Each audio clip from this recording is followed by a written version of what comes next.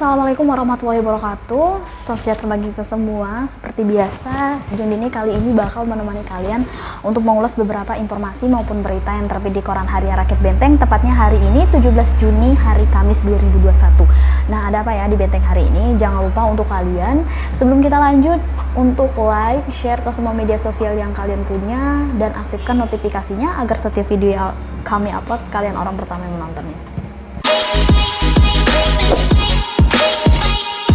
Nah, untuk berita utama hari ini ada 3062 kartu Indonesia Sehat dibagikan.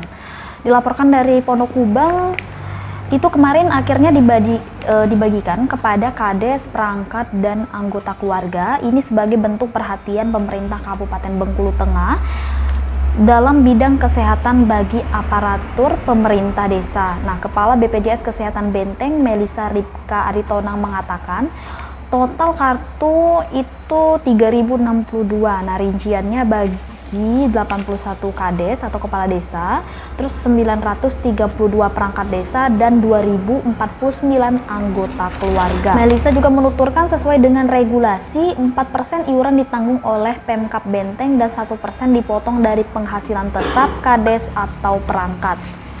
Kepala Dinas Pemberdayaan Masyarakat Desa Benteng, Dr. Randes Tommy Marisi MSI, mengatakan untuk pembayaran iuran BPJS bagi kades dan perangkat, pemerintah Kabupaten Benteng telah menyiapkan anggaran sebesar 1,5 miliar rupiah. Hal tersebut sebagai salah satu upaya dari pemerintah dalam hal menjamin pelayan kesehatan bagi kades dan perangkat, di mana selama ini kades maupun perangkat hanya sebagian yang sudah terdaftar BPJS, namun dengan pembayaran iuran dengan biaya masing-masing.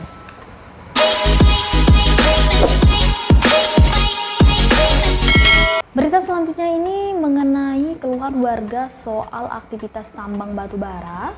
Ketua DPRD Provinsi Bengkulu, Ihsan Fajri Esos MM, menggelar pertemuan guna membahas keluhan masyarakat soal aktivitas pertambangan batu bara yang dilakukan oleh PT Kusuma Raya Utama, sebab diduga selama ini jalan yang dilalui kendaraan batu bara berdebu.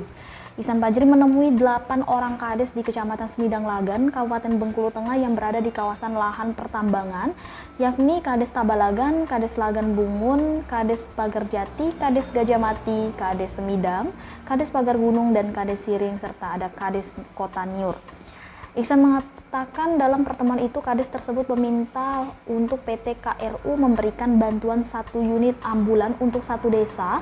Bantuan tersebut sebagai bentuk kontribusi kesehatan kepada warga yang dilintasi kendaraan tambang. Nah, tidak hanya ambulan yang selama ini tidak pernah mendapatkan bantuan dari PT KRU, namun dana Corporate Social Responsibility yang wajib diberikan kepada masyarakat juga tidak pernah didapatkan lagi sejak tahun 2019 lalu. Padahal sebelumnya Cisihar itu dalam setahun desa mendapatkan bantuan sebesar 35 juta. Di pertemuan khusus itu, para kades juga mengatakan ada dugaan pungli terjadi ketika ada warga yang ingin masuk kerja di PT KRU. Jumlah dugaan pungli itu cukup besar untuk 1 orang ketika ingin bekerja di KRU. Harus menyetorkan sejumlah uang dari angka 3 juta sampai 5 juta rupiah per orangan agar bisa bekerja di tambang KRU. Atas adanya dugaan pungli pekerjaan yang ingin masuk kerja di KRU itu, para kades meminta kepada DPRD Provinsi Bengkulu untuk mengusut tuntas masalah tersebut. Jangan sampai warga yang ada di 8 desa itu justru menjadi alat untuk memperkaya seseorang ataupun oknum pihak PT KRU.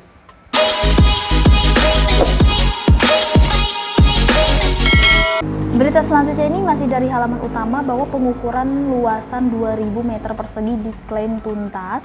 Ini pemerintah Kabupaten Bengkulu Tengah berupaya maksimal dalam pengembalian ganti rugi lahan 30% kepada 96 warga penghibah. Bahkan setelah kapling luasan 300 meter persegi, luasan 2000 meter persegi juga diklaim tuntas diukur.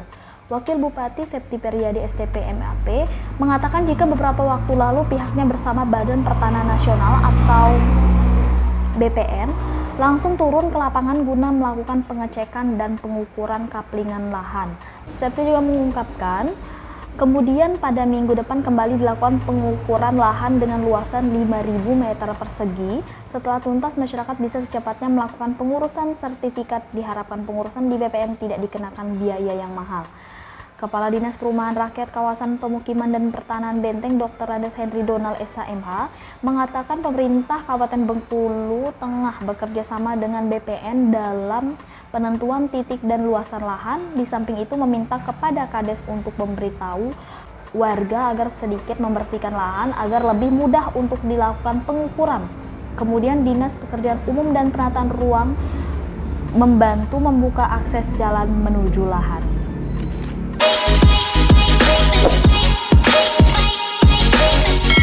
Dari halaman utama kita beralih ke halaman edukasi. Ada perpustakaan Kerano Kuncoro terima 1.000 eksemplar buku. Dilaporkan dari edukasi, perpustakaan Kerano Kuncoro mendapatkan bantuan sebanyak 1.000 eksemplar buku dari Perpustakaan Nasional. Dengan berbagai jenis buku yang diterima, diharapkan minat baca masyarakat semakin meningkat. Kepala Perpustakaan Yuli Puspita mengatakan perpustakaannya kerap mendapatkan bantuan dari Perpusnas. Selain buku, pernah mendapatkan bantuan komputer dan rak buku. Yuli juga menuturkan atas fasilitas ini diharapkan dapat meningkatkan minat baca masyarakat, terlebih dalam pelayanan di mana diketahui Perpustakaan Kerano Kuncoro kerap mengikuti perlombaan baik di tingkat kabupaten maupun tingkat provinsi. Bahkan pada tahun 2019 mendapatkan juara 1 lomba perpustakaan tingkat kabupaten dan juara 1 tingkat provinsi Bengkulu. Sementara itu, perpustakaan ini buka dari hari Senin hingga Sabtu dan dibukanya itu dari jam 9 hingga jam 4 sore. Terus malamnya juga buka dari pukul 7 malam sampai jam 9 malam. Nah, saat ini terdapat 5 pengurus yang aktif, 2 orang perempuan dan 3 orang laki-laki. Nah, sementara untuk penjagaan perpustakaan waktunya dibagi per shift.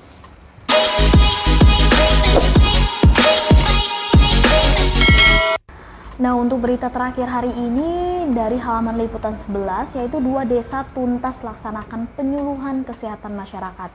Dibuka langsung oleh Camat Taba Penanjung, Sopiar Ansori SPD, 2 desa tuntas melaksanakan kegiatan penyuluhan kesehatan masyarakat atau Kesmas, yakni Desa Taba Teret dan Desa Taba Baru. Nah, kegiatan yang bertemakan upaya memberikan pemahaman pencegahan dan penanganan COVID-19 tersebut menghadirkan narasumber dari Dinas PMD dan Dinas Kesehatan Bengkulu Tengah.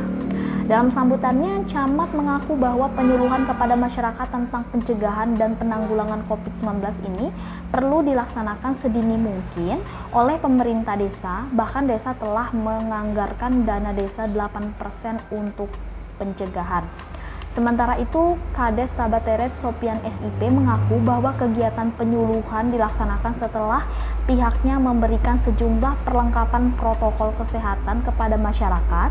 Adapun tujuan kegiatan ini sebagai salah satu langkah desa dalam memberikan pemahaman apa dampak dari virus.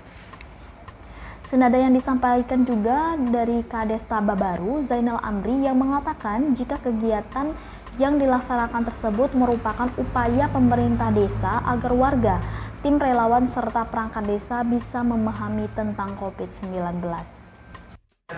Yang saya sampaikan, kali ini lagi saya tekankan, para bapak-bapak, ibu, perangkat desa, BPD, tolong disampaikan dengan masyarakat kita. Apa yang disampaikan narasumber kita di depan ini, atau tunjuk, mohon disampaikan. Dalam hal penanganan dan pencegahan pandemi COVID-19. Salah satunya adalah kegiatan yang harus diprogramkan wajib di dalam rencana kegiatan pemerintah desa yang dituangkan dalam anggaran pendapatan dan belanja desa, yaitu dialokasikan sebesar 8% dari dana desa, ya, dana desa masing-masing sesuai dengan besarannya. Jadi tidak sama Bapak dan Ibu sekalian antara desa 1 dan desa 2, desa lain. Karena apa? Karena dana desa itu antara desa yang satu dengan desa yang lain belum tentu sama. Namun persentase 8% itu harus dan wajib dilaksanakan. Nah, inilah dasar daripada kita melaksanakan kegiatan pada hari ini. Mudah-mudahan acara yang kita laksanakan hari ini dapat berjalan baik dan lancar, dan tentunya harapan kita memberi manfaat kepada seluruh warga masyarakat kita, khusus Desa Kabateret, ya umumnya Kecamatan Tawaknanjuk, lebih umum lagi warga negara Republik Indonesia. Nah, itulah tadi beberapa berita maupun informasi yang jadi dibacakan. Untuk lebih lengkap lagi, kalian bisa berlangganan koran dengan cara menghubungi karyawan yang bertugas atau datang langsung ke kantor harian Rakyat Benteng. Dan kalian juga bisa mengakses website kami di rakyatbenteng.com. Untuk lebih lengkap lagi, kalian bisa juga lihat di description box. Jangan lupa juga untuk follow semua media sosial kami dari Facebook, Twitter maupun Instagram. Dan jangan lupa juga untuk like, share ke semua media sosial yang kalian punya, dan aktifkan notifikasinya agar setiap video yang kami upload kalian orang pertama yang menontonnya. Saya Jendini dan kru yang bertugas mengucapkan terima kasih dan wassalamualaikum warahmatullahi wabarakatuh.